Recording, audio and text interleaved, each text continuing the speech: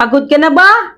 Yung tipong buong araw kang kumikilos pero parang walang nangyayari. Maaga kang gumigising, late ka na natutulog, lumalaban ka naman. Pero bakit parang wala pa ring malaking resulta? Ito ang masakit na katotohanan. Hindi lahat ng pagod may resulta. Una, mali ang direksyon. Pwedeng todo effort ka pero kung mali ang direksyon mo, lalo ka lang mapapalayo sa goal mo. Parang sumakay ka sa bus na hindi papunta sa destinasyon mo. Gaano ka katagal nakasakay, hindi ka makakarating. Tanungin mo ang sarili mo, ang ginagawa ko ba ngayon, align ba ito sa pangarap ko? O ginagawa ko lang ito dahil ito ang nakasanayan?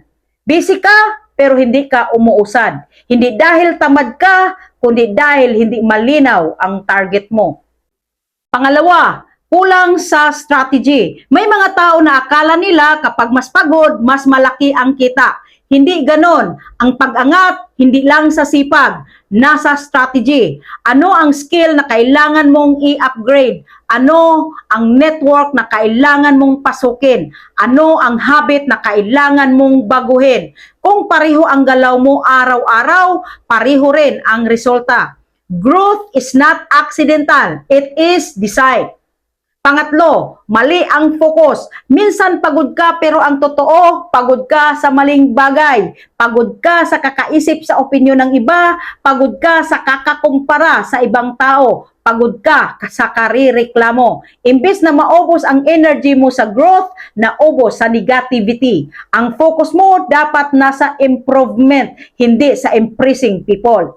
Remember this, hindi ka yayaman sa pagkuha ng validation. Yayaman ka sa pag-create ng value.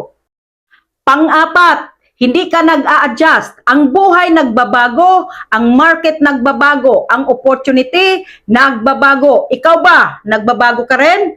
Kung ang mindset mo pareho pa rin noong 5 years ago, baka kaya pareho pa rin ang income mo. Kung ayaw mo ng bagong strategy, bagong learning, bagong rest, huwag kang mag-expect ng bagong resulta.